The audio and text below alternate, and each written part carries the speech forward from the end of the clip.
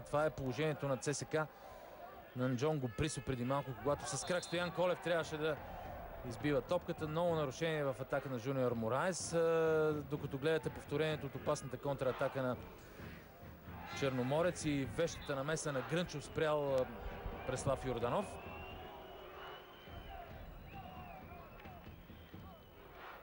Така че арменеца със сигурност ще освежи атаката на Черноморец. Застава той в дясно, там където действаше Талкийски. Твърде интересен футболист има в състава на Черноморец, но той е извън групата. След малко за него. Сега Асис има възможност да шутира, прави го. Влезе в наказателното поле, но видяхте пък Мболиче направи 2-3 крачки напред, скъси ъгъла и успя да хване този удар на Асис. Интересно положение в тази ситуация. Като шпалир направиха футболистите на ЦСК за Асис, за да влезе в наказателното поле. Тук има нарушение в полза на домакините.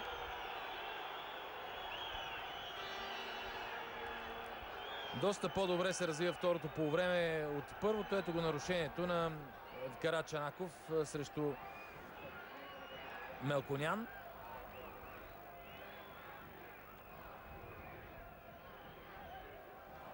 Видяхте три интересни атаки към двете врати, които до голяма степен носят много повече острота и футбол, отколкото това, което видяхме през първата част. Сега може да има много интересна ситуация пред Мболи. Центриране.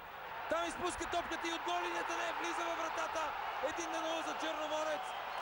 62-а минута отбора на Черноморец повежда в резултата с 1-0. Голмайстор Асис, мисля, че директно от този свободен удар бразилеца успя да вкара топката в вратата, след като Крачунов не успя да изчисти. Радост за Димитър Димитров. Точно той прегръща бразилеца. Ще видим и повторението от наглед едно наглед безобидно центриране в наказателно във вратарското поле. Ето го и него. Изпусна топката Мболи, но след това какво направи Крачунов? Застана до далечната града, просто извади я в първия момент от гол линията, но след това си я добута във вратата. Ето го първия момент.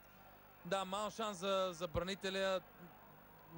Просто трябваше да изчисти топката в тази ситуация. Той успя да я загребе в първия момент, но след това тя му се удари в другия крак.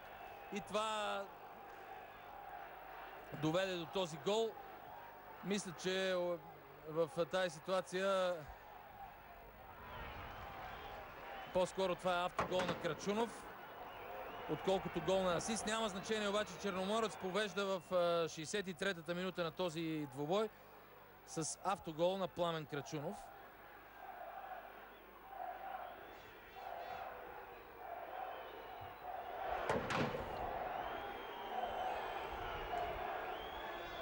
Добро начало за домакините през второто полувреме. Ще видим какъв ще бъде отговора на ЦСК в оставащите до края малко по-малко от 30 минути.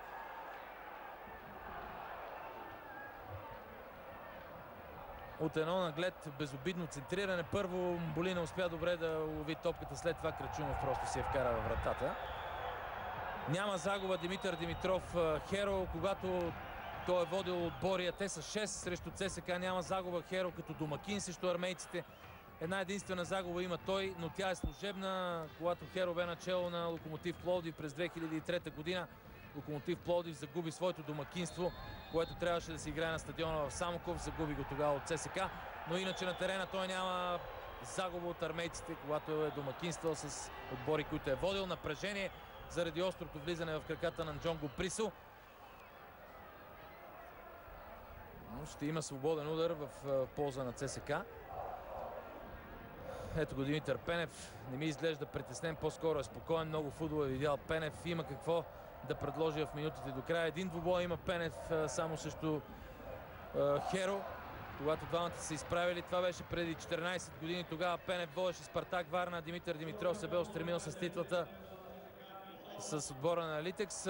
Николай Николов получава междувременно жълт картон за състава на Черноморец. Не, простете, това е Присо за репликите към главния арбитър Ивайло Стоянов.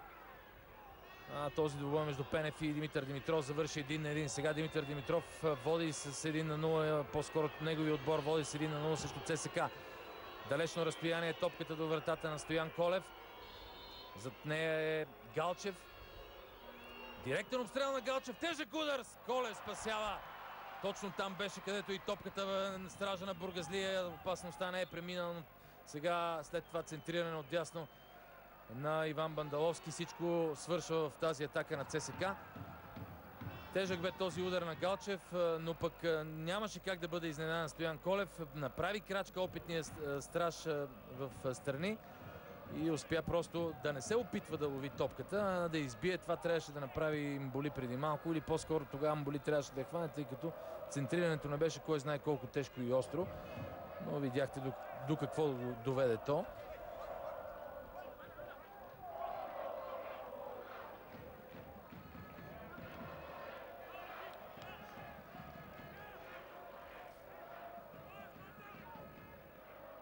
Втори жълт картон видяхте за присъда за състава на ЦСКА. Другия, който бе санкциониран през първата част, е Мораес. Отново топка за присъд. Добре е блокиран той от Фопоре.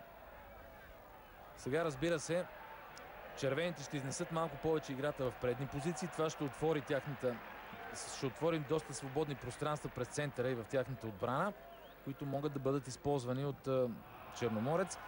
Когато бе извършена смяната преди малко, влизането в игра на Мелконян, ви обещах да ви кажа за един интересен футболист, който се казва Яник Боли. Той е племенник на известния защитник на Олимпик Марсилия Базил Боли, френски национал. Сега ще има още един жълт картон. Той ще е за друг французин, Жереми Фопоре.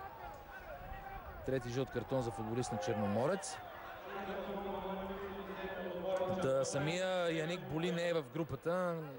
Виждайки не особено активната игра на Талкийски, ми се стори, че той би бил добър вариант, но в крайна сметка, за да попадне в групата, е предпочетен Мелконян. Именно той сега е на игрището. Жълт картон преди малко за Жереми Фопоре.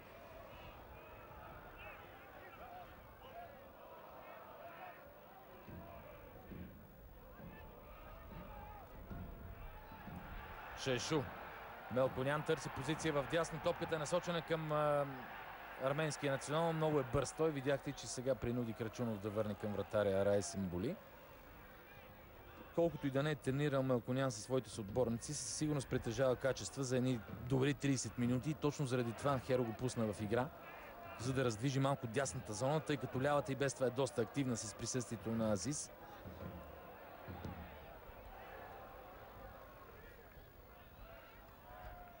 Галчев лесно загуби.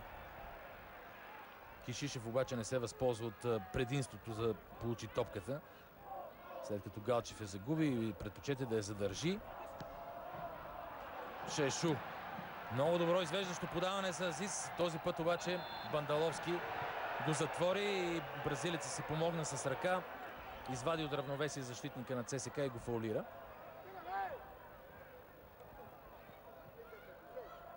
Томас на ляво, много неточен пас. Върна 10 метра назад Присо, който сега му обяснява, че трябваше паса да е напред, а не да е назад,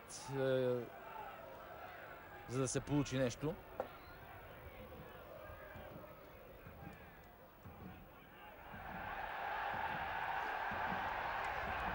Сега отново опасност пред вратата на Мболи. Дошла след добрия пробив от дясно на Мелконян. Този удар обаче не се заслужава коментара. Той беше на Шешу.